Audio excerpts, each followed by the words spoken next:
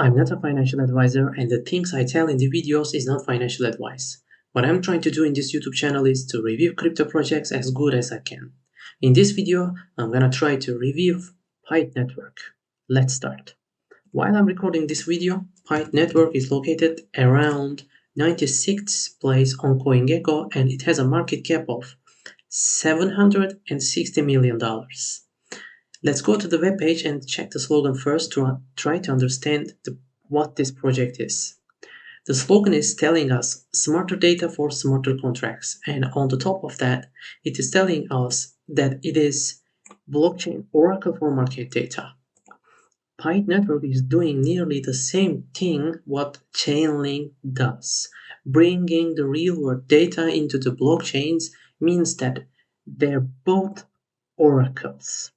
Of course, there are some differences. We will try to understand the differences in a minute, a bit detailed. First, let's go to the CoinGecko page and try to understand the tokenomics and the CoinGecko statistics. Pyth network has its own blockchain, but this blockchain is serving as a data provider from outside world into the blockchain. And Pyth token is not located on its own blockchain. The token is located on Solana blockchain. So we will check everything on Solscan Explorer. CoinGecko is telling us the total supply is 10 billion and the maximum supply is 10 billion again. We can confirm the total supply by checking the Solscan page. In here, as you can see, the supply is 10 billion. This is correct. For the max supply, we need to go to the Pyth network's webpage. We need to go to the documentation. And in the documentation page, on the left, as you can see, there is Pyth token and Pyth token distribution page. If you open this page, you're gonna see the total supply, and the maximum supply is 10 billion. But as you know, these projects are actually DAO, Decentralized Autonomous Organization, and people are voting together. Team and the community are voting for changes. And on some projects, we have noticed that max supply sometimes moving. In this video, we will assume the total supply and the maximum supply, both of them correct, 10 billion, but we need to be aware this max supply may change in the future. For checking the circulation supply, we need to go to the Solscan again, and we need to check the holders tab in here. As you can see, we can see the wallet addresses and the percentages inside of these wallet addresses. If we click these wallet addresses and open them in the new tabs, we can check the transactions, the amounts, and we can assume a total circulation supply according to our perspective. For me, this circulation supply is not correct. This project has around 30% of circulation supply at the moment. It means that the circulation supply should be 3 billion, and if circulation supply is 3 billion, we need to multiply it with the price to find market cap. The market cap should be around $1.5 billion. And it means that this project is actually located around 50th place on CoinGecko. In this video, I will continue as this project is located at 50th place on CoinGecko. When we check the chart, as you can see, it has been located on CoinGecko in the last 3 months. 3 months on CoinGecko and 30% of circulation supply is showing that this project is a young project, not a mature project. If we check the markets, as you can see, it has been listed on many exchanges. There are 7 pages in here. It is obvious that this is a young project, and even for a young project, it has been listed on many exchanges. It has a great plan to get listed on exchanges immediately. It is coming to the crypto industry like a bomb. So, okay, before going to the details, let's have a quick summary. According to the tokenomics, the risk is medium for me. According to the chart and price, the risk is medium.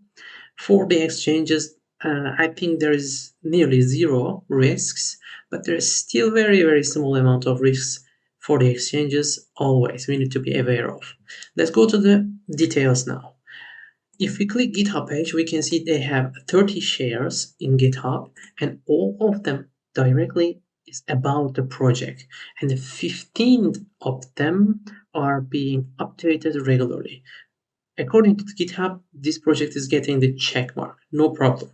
If we go to Twitter page, we can see they have around 175,000 followers, and the posts are coming up regularly, and they are regarding the project. So for Twitter, again, this project is getting the check mark. There is no problem.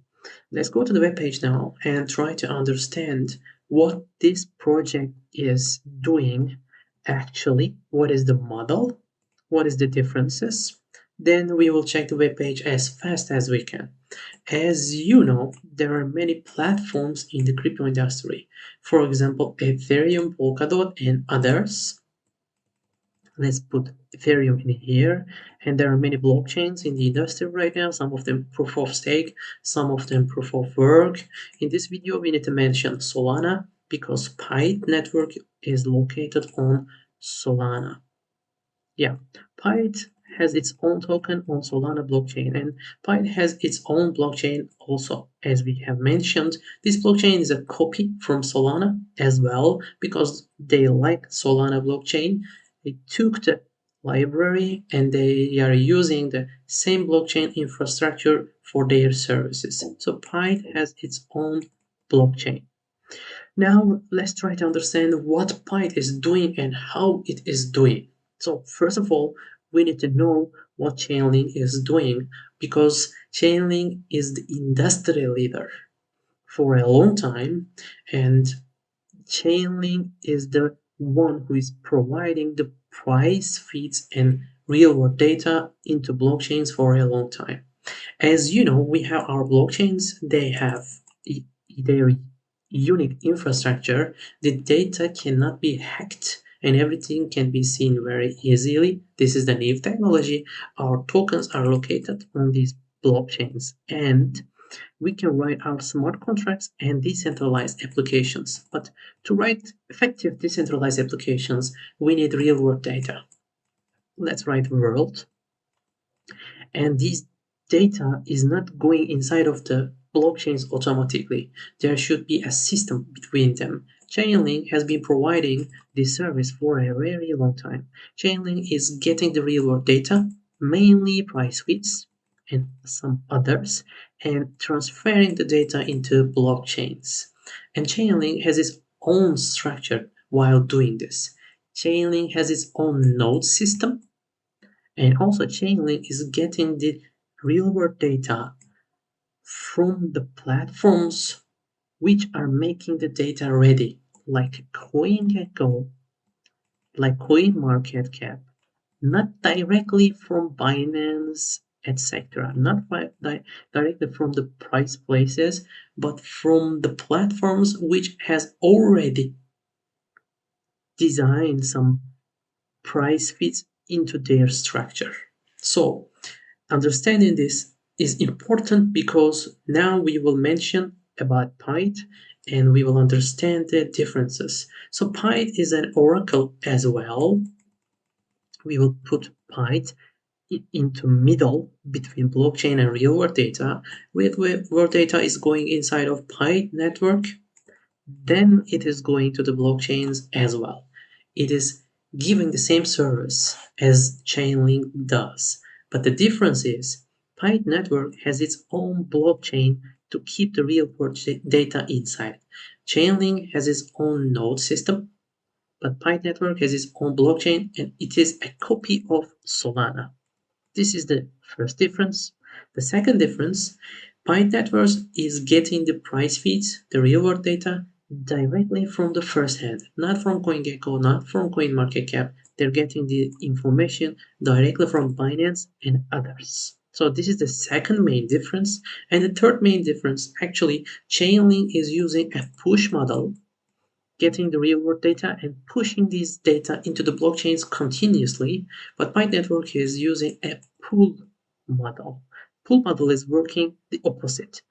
In the blockchain, whenever the application needs data, At that point, it is pulling the data from Pyth network to use it. Pyth network is not pushing the data continuously. So there are three main differences. But as you know, in this YouTube channel, we checked API 3 not long ago. API 3 is an Oracle project also, and it is getting the real world data and serving into the blockchains as well. But let's mention the API 3 to compare three of them and understand what is going on exactly. API 3 is getting the real world data and putting it inside of the blockchain's smart contract directly. API 3 is not getting the data inside of its own node system. It is creating a smart contract and it is forwarding the data from directly Binance into the blockchains. Actually, for me, if you ask me, in these three models, API 3 is the most sustainable and most innovative one for me. But no problem. All of them can stay inside of this business for a long time. No issue. So let's try to understand what Pyth token is used for in this model. We try to understand the model of the Pyth network. The token is being used for governance, basically. It has been produced for being inside of governance, making decisions. But after that, Pyth now is being used for incentives. And these incentives are being distributed to the data providers, like Binance is providing price feeds and getting Pyth tokens, and node providers, the network of Pyth, the blockchain node providers are getting Pyth tokens as well, and the consumers on blockchain, the applications, are paying fees with Pyth tokens, but they do not need to pay only with Pyth tokens. They can pay with USDT, some with others. But the incentives, the distribution for price feeds providers and the node providers are being distributed by Pyth tokens. So mainly governance and then incentives and some payments. We can say three usage areas. So we have tried to understand what Pyth is doing actually and what are the differences with the others, basically. Of course, there are some other details, but I will not go deep in this video. Now let's check the web page as fast as we can. And below to the slogan, as you can see, there's a link, see the data. If we click to see the data, we can see the price feeds. Now they have 449 price feeds. In here, we can see all of them. AAVE USD, ACM USD, AIDE USD, etc. If we click one of them, we can go inside of its page and we can see the live chart. And we can see the confidence percentage, asset type, last updated, etc. We can see all of them in here, see the data. If you click get in touch, we can see a form we can fill and we can communicate with the team. If you go down a little bit, we can see some partners, and in here, real-time market data, anytime, anywhere. We are providing fast and accurate data. So there is this white paper. I will not click. And if you want to learn with a video, you can see the see video link in here. If we go down a little bit more, as you can see, they have already more than 400 data feeds, 250 applications, 45 blockchains, and 80 million updates in a day. So these are the important statistics. Some of the price feeds in here, as you can see. Data you can trust, first-party data. This is the thing that is trying to tell us Pyth network is getting the price feeds directly from the first hand, directly from Binance, directly from OKX, directly from Jane Street, not from CoinGecko, not from CoinMarketCap, not from companies market cap, etc. And if you want to see the all data providers, you can click this link and you can see in the down, as you can see, Aftermath, Hakuna Capital, Affinity, Argamon, etc. Binance. If you go down, you can see all the data providers and they're being rewarded with Pyth tokens. Don't forget it. So in here, the model is showing us. When we go down a little bit more, we can see the pool oracle. This part is telling us Pyth network is using a pull oracle model, not the push oracle. And if you click learn more, it's going to forward us to the documentation pull updates. Yeah. If we go down a little bit more, if you want to create your application and use the data which is coming from Pyth network, if you are building an application on EVM or Solana Aptos, you can see the example codes in here. You can directly copy and paste and you can use them. If you click start integrating, it's going to forward us to the documentation to learn more. Again, if we go down a bit more, trusted by innovators, in this part, we see the projects which are using the Pyth network to get the data. So these are the consumers actually. If you go down a bit more, as you can see on many blockchains, on many categories, too many applications are using Pyth network's infrastructure already. The deals are made priorly. So if we go down a little bit more, we can see the block part. As you can see, the block shares are coming regularly, so there is no problem on that, and they are fully loaded with information, no issues. If you go down a little bit more, we can see the FAQ section. If you're interested in the project, please read them all carefully. If you go down a little bit more, get in touch, the form again, start integrating the documentation again. Now we're coming up at the end of the page. As you can see, there is a menu in here and there is a menu on the top. The content of those menus are same, so I'm gonna continue with the down. We have already seen the price feed, and if we click the benchmark, we can see a price feed historical market data in this page. If you go down a little bit more, if you're interested, you can check. These publishers are the data providers we have already seen. Consumers, we have already seen the application providers. Node providers are the ones who are running the blockchain, the Pyth network. As you can see, they have made deal with 6 companies, and they have been serving as node provider, and they are being rewarded with Pyth tokens again. We need to be careful on that. So there is this staking option in here. If you click this page, if you connect your wallet, you can stake your Pyth tokens. You can follow it in this page. And in the about page, we cannot see a team. It's only showing us some problem solving vision, but we're gonna check the team in a minute. There is this stats page. It is showing us some statistics about uptimes. This is a simple page, as you can see. And there is this ranking page. This ranking is for actually data providers, price feeds. And we cannot see the names in here. We can see the publisher keys, but it's not a problem if you click which publisher key is providing which data. And generally, these publisher keys are for the data provider names like Binance, Bybit, etc. If we click the developers, if you want to develop an application by using Pyth network infrastructure, this page is for you. You can get started with Pyth and you can click these links, learn more, and you can create your application. This is the showing model. Yeah, this page is all about that. We have already seen the documentation page. The project has a proper documentation page. If you click and if you go in detail, you can see everything is in there. There is a media room page in here. We can see the blog shares and we can see the podcasts. Podcasts are being distributed on YouTube. We're gonna see in a minute. Blog shares we have already seen, no problem. Jobs, they have one open job at the moment. You can see if it is real or not. There is disclaimer, brand assets, I'm not clicking them. There is this blockchain guides.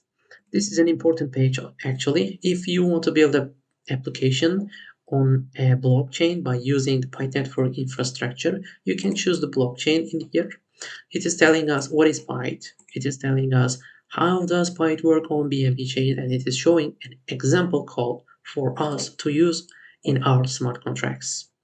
And in the down, there is this data-driven event, and it was on 2023, December 5 and 6. It has already been finalized, but this page is still staying here and telling us register for the event. They should remove this page. It's okay. There's this press page. I'm not gonna click, and there is this comparison page we need to see. This project is an obvious rival for Chainlink, and as you can see, they have created a page for comparison. They are telling their properties, their features, and they are telling the chain link features, and they're comparing exactly. I'm not gonna mention all of them in here, but this page is generally telling the correct information. But we have already tried to understand three main differences. These were the critical ones, so no problem.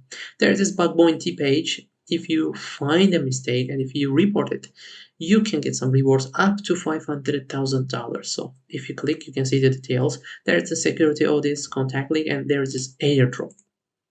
I'm not going to go in detail about this airdrop program. If you are interested, you can read the FAQ page. It is telling the details to us. And if you think you can get this airdrop, you can click start claim process, and then you can continue on that. So right now we have finalized the web page. We try to understand the project as well. Now, before going to CoinGecko page, we need to see the team. So the team is not shown on web page, and the team made this on purpose. They want to be anonymous in the web page, but actually they're not anonymous.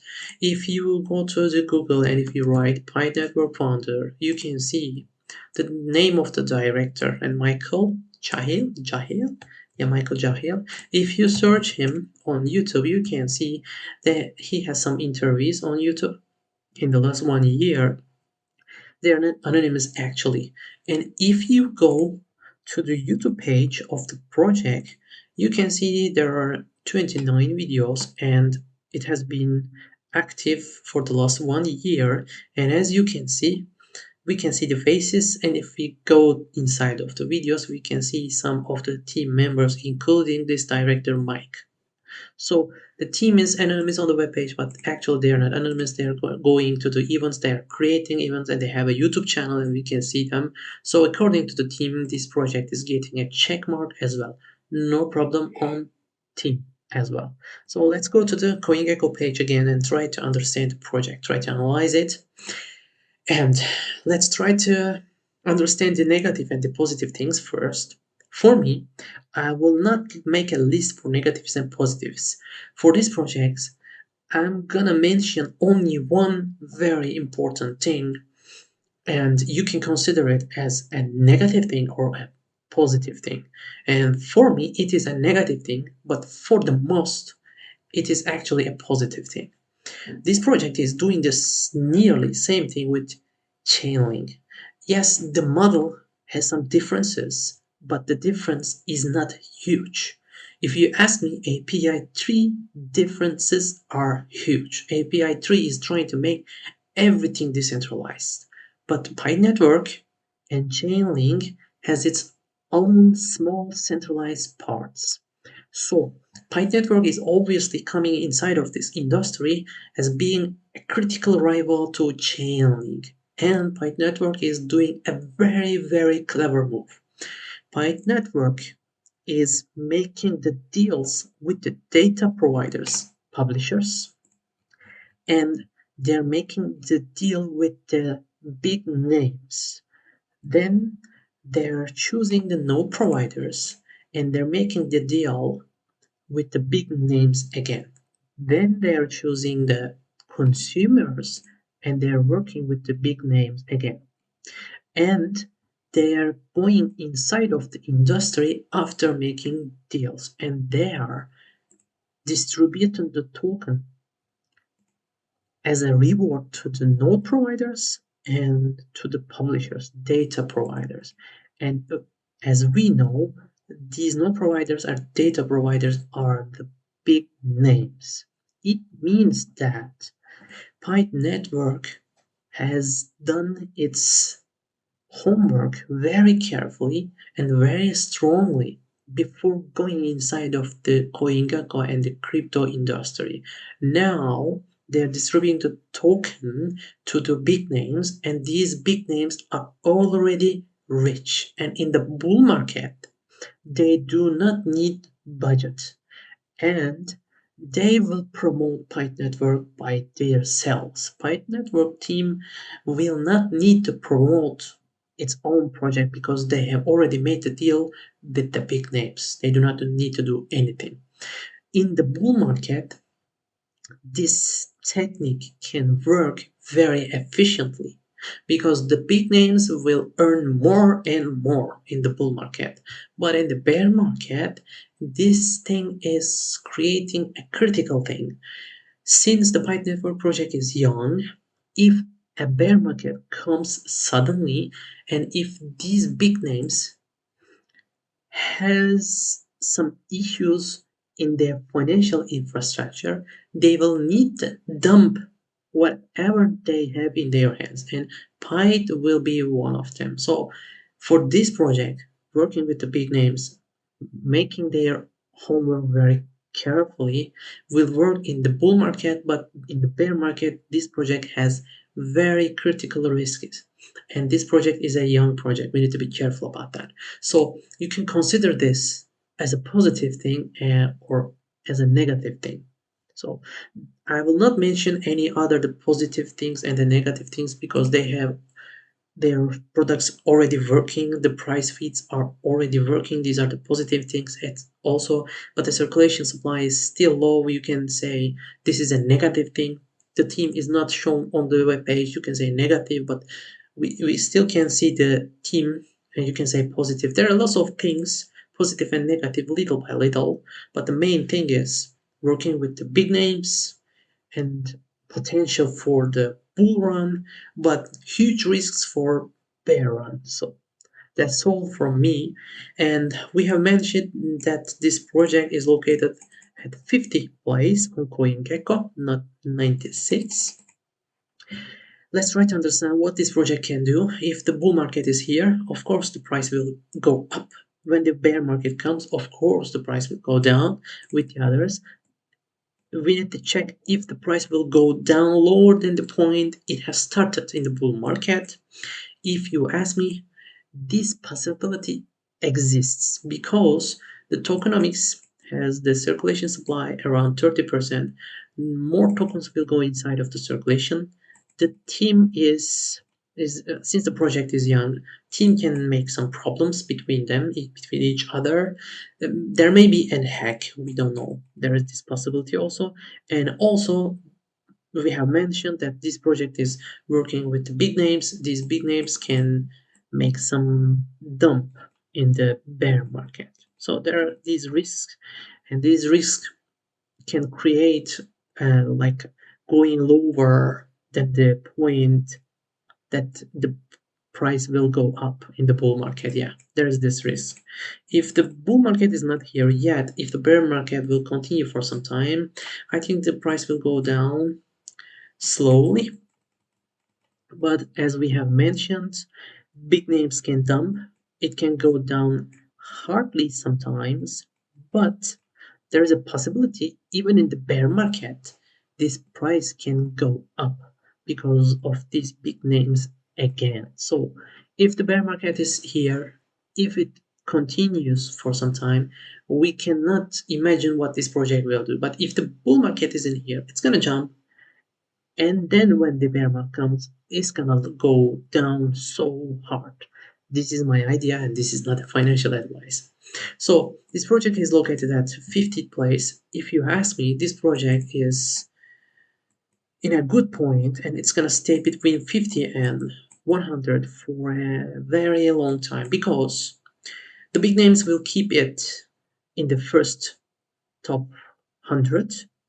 But if this project goes more than 50, the big names which are not using this project and which are rival to this project, for example, Chainlink and the ones who is working with Chainlink smoothly, they will not allow this project to stay in the top 50 for a long time, and it's gonna go down soon. And also, if bear market comes and if the big names dump this project's price, there is a possibility to go down lower than the top 100. There is this possibility as well. But other than these possibilities, if you ask me, this project will stay between 50 and 100 for a long time until it gets mature. Yeah, still so much young. So for me, that's all for this project. And please do not forget, Nothing is financial advice, and I'm not a financial advisor. And see you in the next video next week. Take care. Have fun. Bye bye.